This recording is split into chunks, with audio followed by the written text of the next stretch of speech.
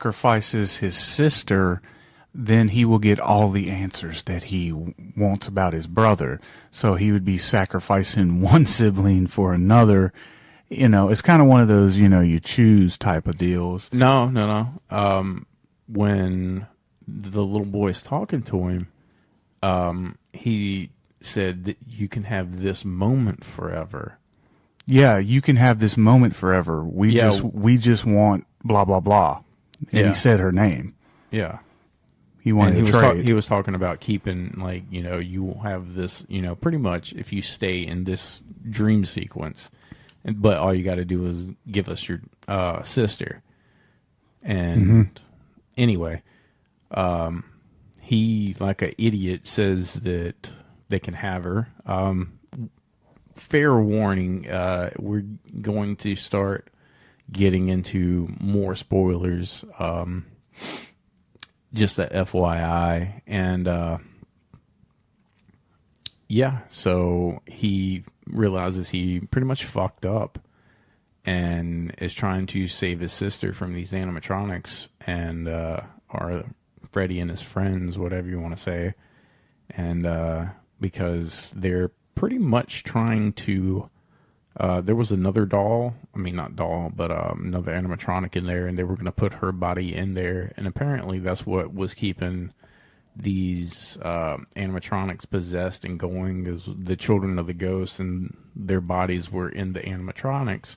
Come to find out that they were killed by the owner of Five Nights at Freddy's, and then he hid the body in the animatronics. That's why they never found the bodies.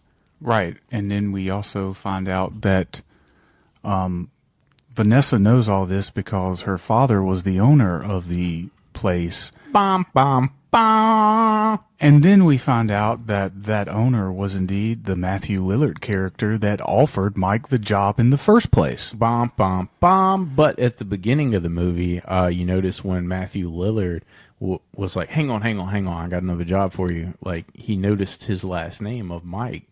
And the reason why he noticed his last name is because he killed Mike's brother. Yes, the Matthew Lillard character was the one killing all these children, and like you said, he hid their body in the animatronics, which caused those animatronics to be haunted by the spirit. They had the body of the children inside, but they were still alive because they were haunted by their spirits and stuff like that. And basically, they had to be at the will of Matthew Lillard's character. He got them to do what is it? Not mind warped, but geez, what do you call it when you're I'm having a brain fart. Sorry, ladies and gentlemen. Well, the brainwashed. They were brainwashed. Yeah, because even if you die as a kid, you're still a kid, and you still can be brainwashed.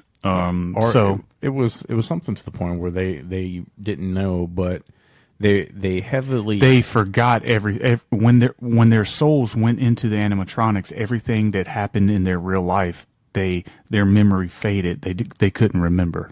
Yeah, but the movie was heavily putting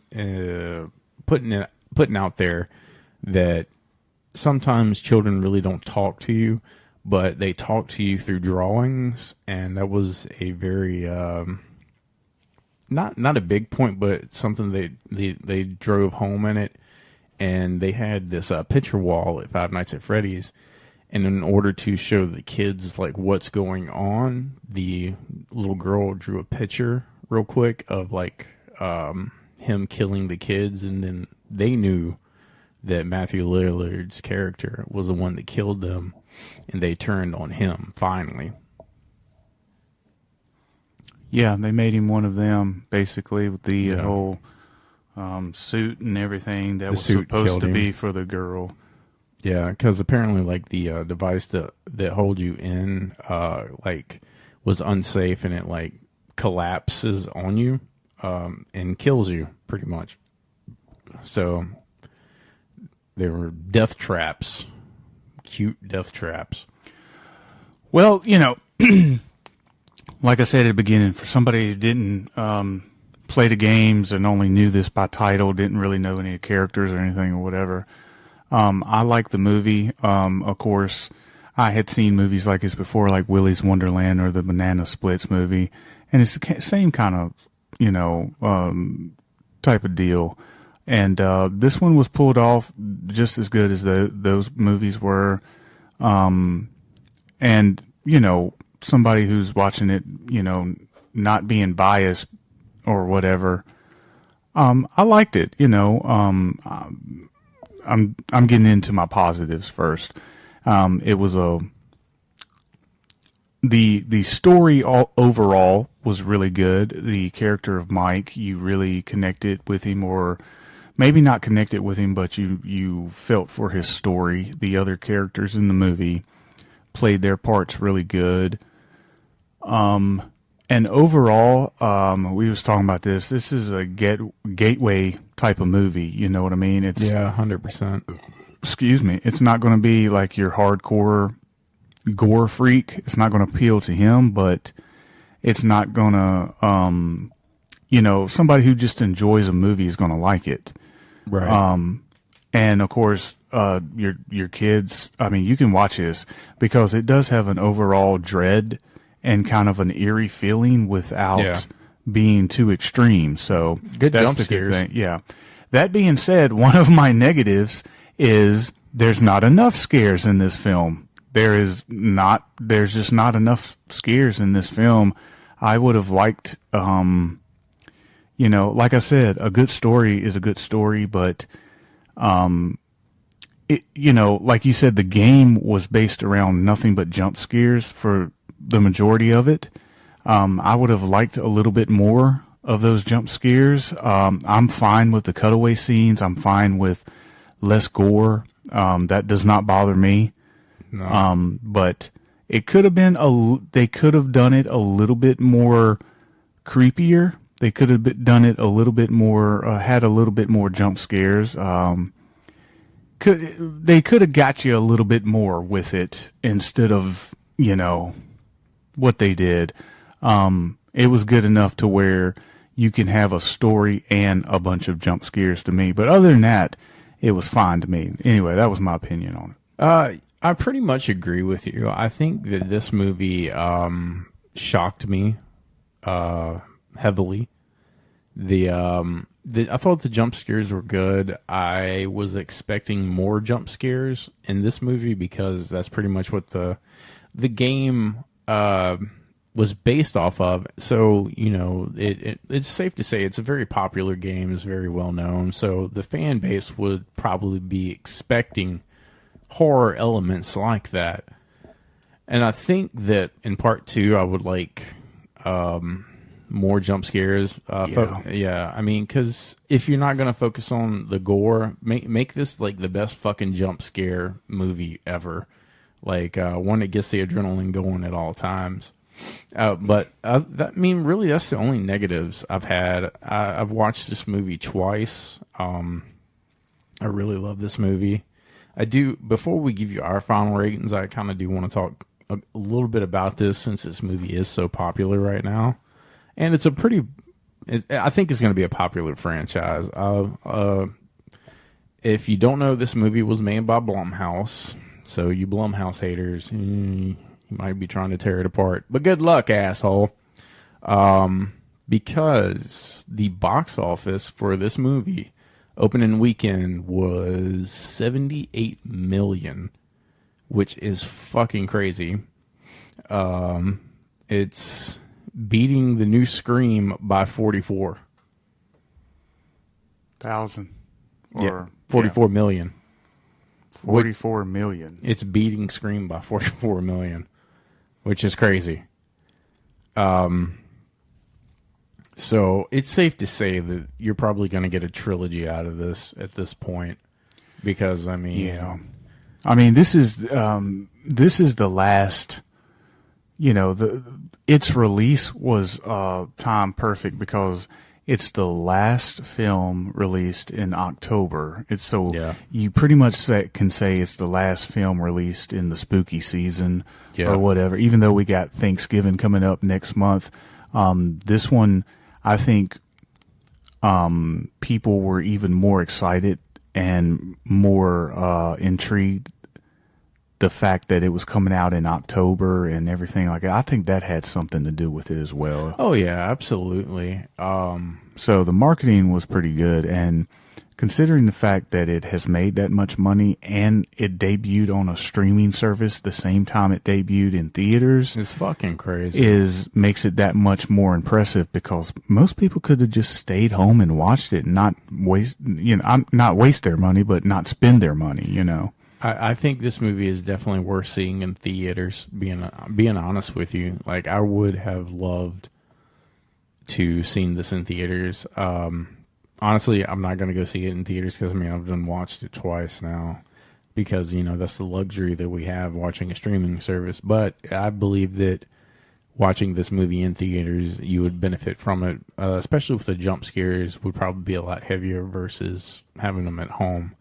But let's talk about some of the ratings, because I've had some problems with this. And our good old friends at IGN, you know these people very well. Yeah. Gave Five Nights at Freddy's a 4 out of 10. Well, that just goes to show you that the audience rating is way different. You know what I'm saying? If people who play the game are satisfied with this film, who are these butt fuckers to give it a 4? Well, their problem with it is that it had too much plot and not enough primal security cam thrills, to quote them. What the fuck does that even mean? Let's stop trying to be fancy. Just come out. That's what they said. Just come out and say that you wanted more jump scares. That's what you're saying. You wanted more jump scares. If you would come out and say that, it would be respectable, because that's one of my complaints as well. I would want more jump scares, but that did not deter me from like giving it a piss poor rating. You know what I mean? Like, because the story that they did give us was good. It was intriguing. It was like, oh, where's this going? So, it's a double-edged sword. If they wouldn't have gave us too much story, they would be complaining that there wasn't enough story. Right. But then they give us the story. Now it's not enough blood and guts or whatever. You can't satisfy these people. They're butt fuckers. Suck a dick. Yeah, well, these are the same people that gave Barbie a 10. Well, so, yeah. Rotten Tomatoes gives it a 29%, which is really fucking low. And IMDb is a 5.6 out of 10. I don't really agree with any of those as well. And I just find it extremely funny that the audience that has went and seen it or has seen it has said favorable things about it, and these so-called professional sites say it sucks. That just goes to show you. That's why Casablanca won Best Picture of the year instead of fucking Wizard of Oz. Well, suck a dick. Yeah, you can suck one till it gets soft, because I think that Five Nights at Freddy's was a spectacular movie. And like I said, if you want to watch this on Peacock, be my guest. It's on there now. Go run and watch it. It's worth the time. It's worth the money. It's worth the effort. I'll be buying this when it comes out on 4K Blu-ray. Hopefully they got a cool steelbook. But as always, we rate these things. And on our scale from 1 to 5, I'm sitting at a 4 for this movie. I'm gonna give it a 3. Yeah. Nothing bad. Just a notch below you. It's a 3. It's pretty good. There's nothing wrong with it. Except, could have used a little bit more jump scares, but that's what sequels are for. Sometimes sequels are better. Yeah, I think my rating might fluctuate between 3 and 4. I'm going to be honest with you. I think you're giving it a high score because you're really surprised with with it. I really am, because